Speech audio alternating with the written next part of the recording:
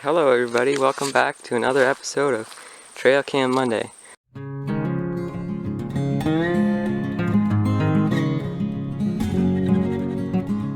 It's been a while, but here's the trail cam, and there's some pretty interesting footage on it last time I checked. But I haven't checked in a little while, so I'm going to show you guys what it's gotten, and then maybe discuss what I like and don't like about it after having had it up for a while. I've got it in this field here with a salt lick right there and some deer candy. I've mowed part of the field and then left part of it. Haven't gotten to mowing that yet. You can see there. And then the trail comes in over here, and there's another trail over to the left here. The deer tend to come along right up here, over there, and then back over here. And then they'll come right along the edge here, and then also out from over by this apple tree and out over here. One thing I would like to say is, with this tall stuff here, which was basically what was all through the field here, it got a lot of false triggers, and with all this waving plants and goldenrod and milkweed and all that, when it was all tall, it was up to like right here or so on the trail cam, maybe there, and because of that, the smaller stuff that was walking by, you wouldn't really see it.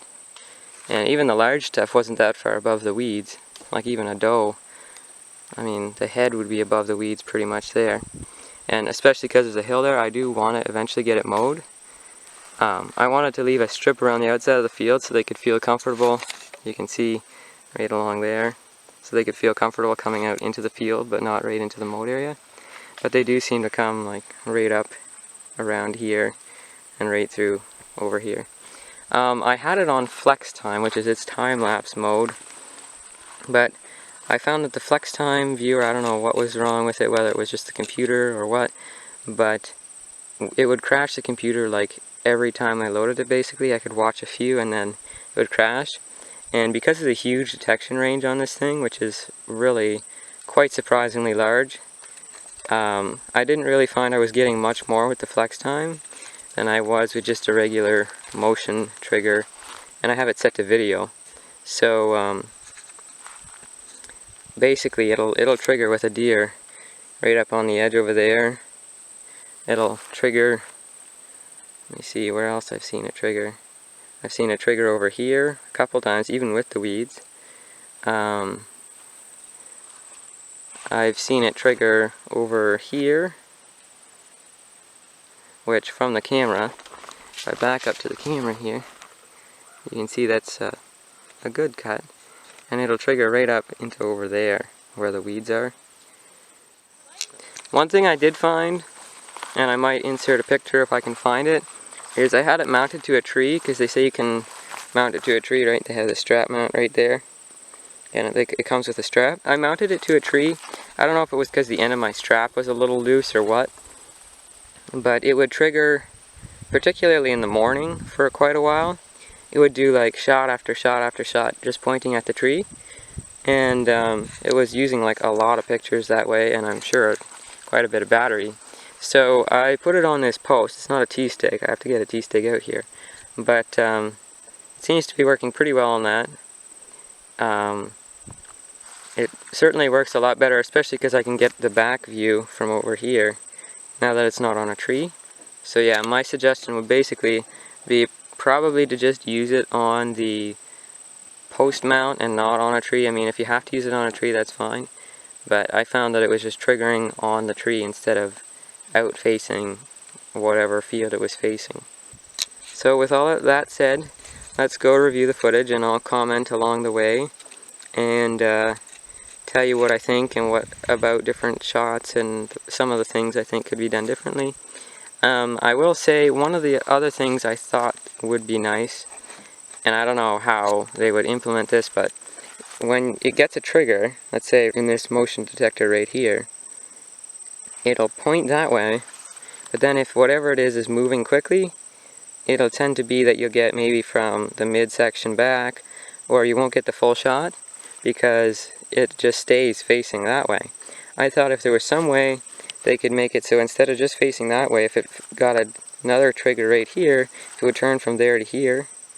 That would be really cool. I don't know how they would be able to implement that, but I think it would be kind of a cool feature.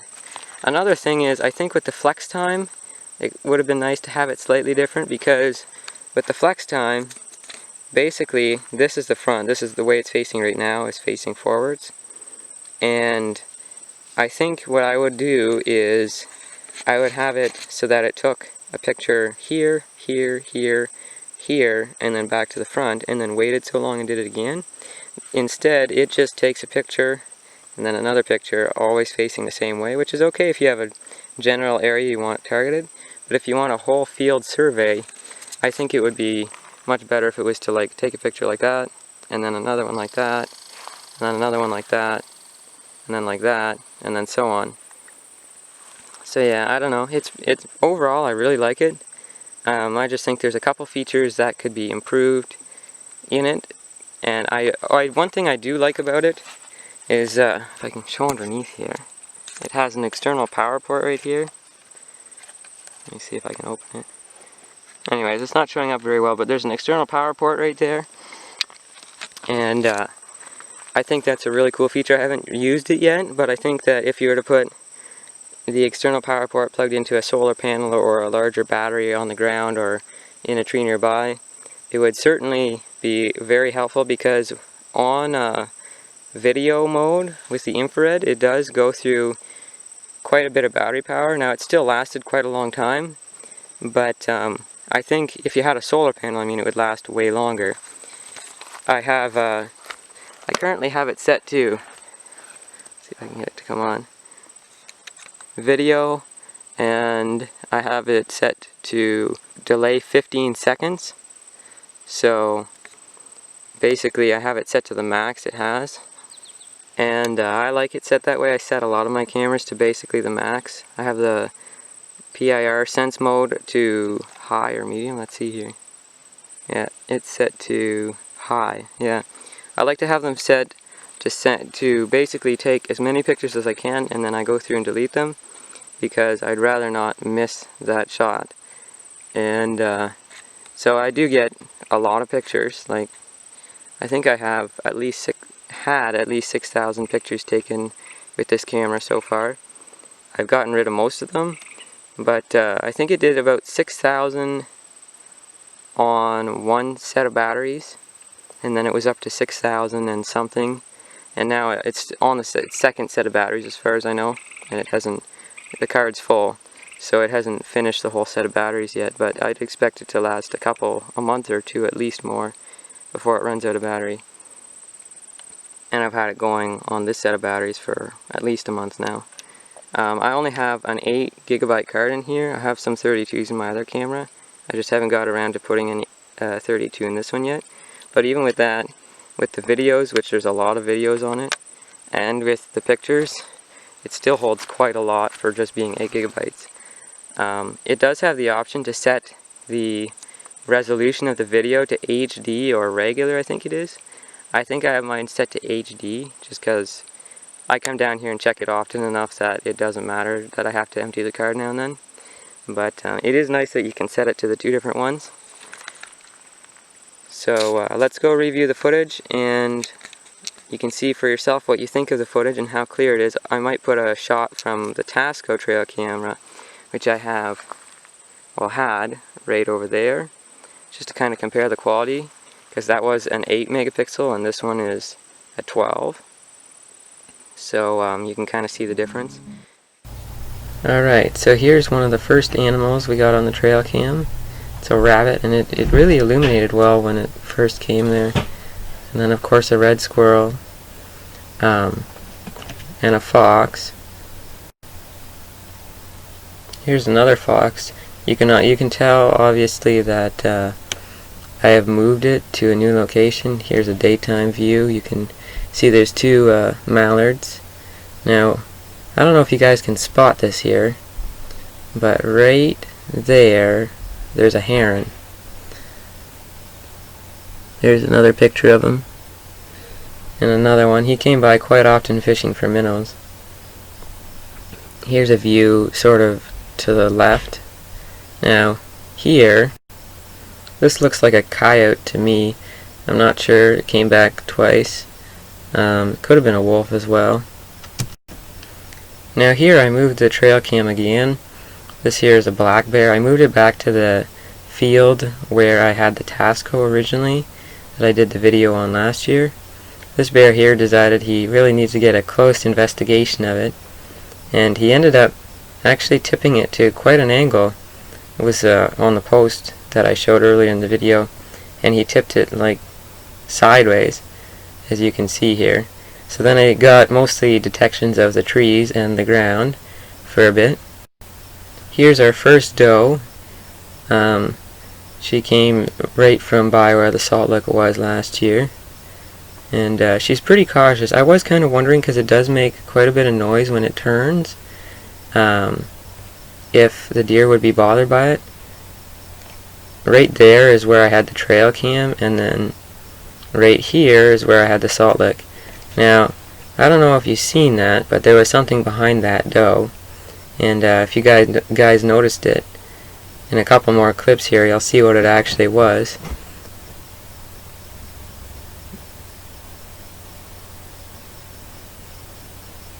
Here's a night view of the doe, and there was a big animal.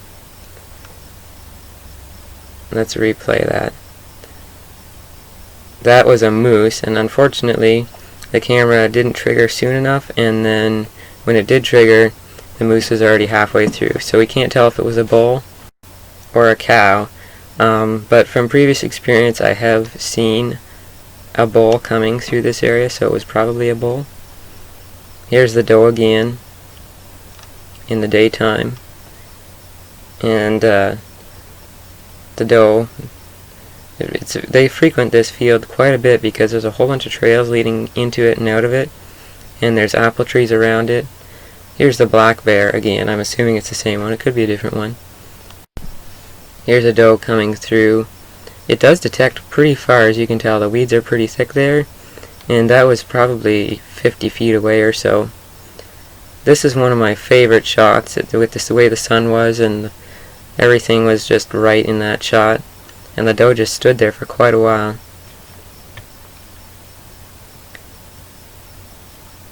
I think they do notice the camera, but they seem to realize that it isn't going to harm them, because I have seen them looking at it now and then. So they probably do notice when it moves, because it makes a little bit of a noise. But obviously doesn't seem to bother them that much. Now here you can see there's something falling behind the doe again. I'll circle it here.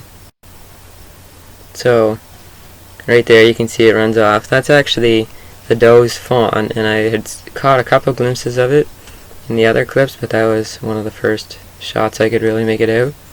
Here is the doe with her fawn at night. You can see it there, and the doe's on the alert, and it looks like the fawn is too. I don't know what they're looking at, but several different videos I've seen them looking, especially the doe, I've seen her looking at something and like stomping her feet and raising her tail. I don't know what it was, but obviously it was something she didn't like.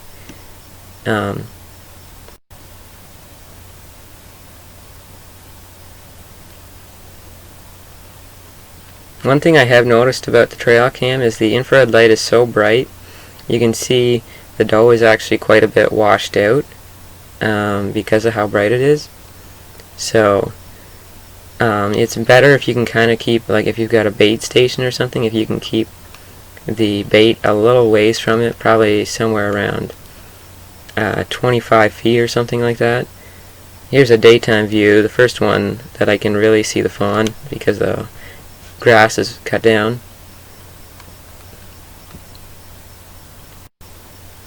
Here you can see the doe is moving on, and the fawn is sticks around a little bit and then runs off.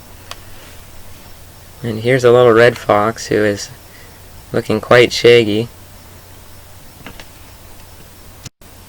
As you can see, I was a little worried when I first mowed the grass that the deer would want to stay in the more grassy areas, but they're quite comfortable going through the mowed areas, so now that I know that, I might end up going down and mowing some of the rest of the field.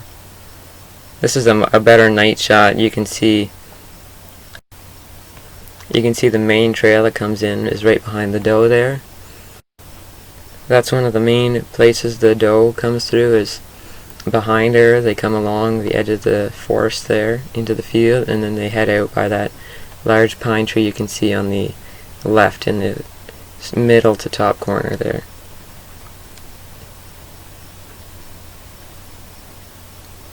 I thought this shot here was pretty cool, so I slow-moed it, but you can see the deer was up in the tree picking the apples, or apple leaves, one of the two, right out of the tree.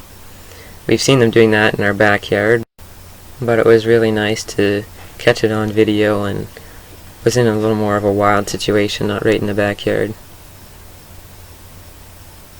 Here you can see the daylight view of that pine tree I was talking about. And this is a little fawn. It's grown a lot. It seems so big in this video. It's really amazing.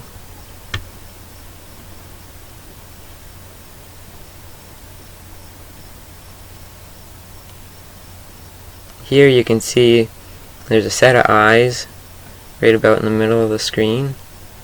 That's the doe, and then as she walks out towards the field, again from behind that big pine, the fawn also, you can see its eyes by the pine tree. Right beside it, right there. She's really cautious when she first comes into the field. You can see her looking carefully around. And here's them now that they've come into the field.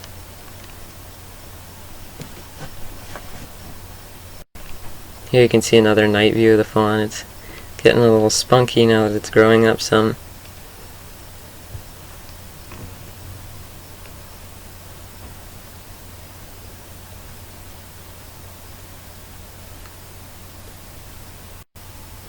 Here I added a picture from the wild game when it was at the pond, and then a comparison picture from the Tasco when it was at the field. So you can kind of see there's a little bit less quality maybe.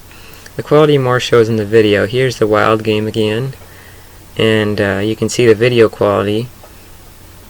And then right here's the Tasco footage. You can see it's a little grainy, but it's still pretty good footage. You can still see what's there, and it still looks nice. So I would say both of them are pretty good cameras, although the wild game has a few features that are really nice that the Tasco doesn't have. Here's a night shot from the Tasco. You can see I think it's a little grainier than the wild game as well. I hope you guys all enjoyed this video. Please don't forget to like, subscribe, comment, and share.